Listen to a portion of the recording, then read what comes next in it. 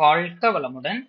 நமது வேதக்கனி யோக Vidyalaya YouTube channel வழியாக வேதாத்ரி மகரிஷி அவர்களின் தினம் ஒரு ஞான களஞ்சிய பாடல் பார்த்து கொண்டு வருகிறோம்.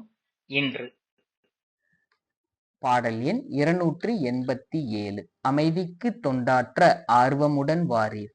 உலகத்தில் பெரும்பாலோர் உணவு, உடை, வீடு, ஒழுக்கம், பழக்க பொருட்கள் உற்பத்தி திறமை, உற்ற வயதில் இனிய திருமணம், மெய்யறிவு, உள்நாட்டு வெளிநாட்டு எழில் காணும் வாய்ப்பு, இலராகி குறைவாகி இன்ப வாழ்வின்றி என்றென்றும் மீளா துன்பத்தில் ஆழ்ந்து இறக்கின்றார். அந்தோ நாம் அறிவோம், இந்நிலையை மாற்றுவதற்கு ஏற்ற வழி காண்போம். பல தொழில் வல்லுநர்கள், பணக்காரர், ஆட்சி பற்றுடையோர், பொறுப்புடையோர், பரநிலையை உணர்ந்தோர், பண்பாடு, பொருளியல், உலகியல், விஞ்ஞானம், பயிர் தொழில், வரலாறு, புவியியல் வல்லோர்கள் நில உலகில் ஓர் மைய நிலத்தில் கூடி நேர்மையோடு மக்கள் அறநெறி நின்று வாழ நீண்ட காலத்திற்கும் அவ்வப்போதைக்கும் நிச்சய பயன் தரும் திட்டங்கள் வகுப்போம்.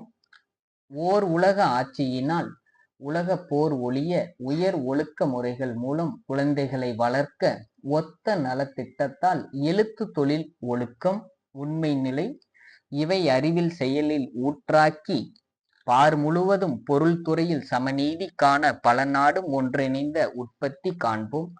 பணத்திற்கும் வறுமைக்கும் பாலத்தை போன்று பற்றற்று தொண்டாற்றும் இளைஞர் அணி நிறுவி சீர்திருத்த முறையினிலே காலத்திற்கேற்ப சிக்கனத்தை வாழ்க்கையிலே செயலாக்கி உய்ய சிந்தனையை பேரியக்க தொடர்களத்தில் செலுத்தி சிக்கல்களை அகற்றி மெய் அறிவு பெறச் செய்வோம்.